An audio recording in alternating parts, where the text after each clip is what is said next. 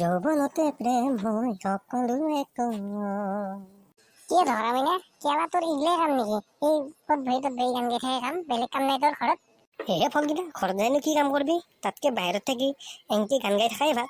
আৰু ঘৰত থাকি লাইনৰ বিলো উঠে না, ফেনৰ তলত নাথকিলেও নহয়। খাব যা গোটাই লাইনৰ বিল থাকে ইমান ভয় কৰিবা নেকি?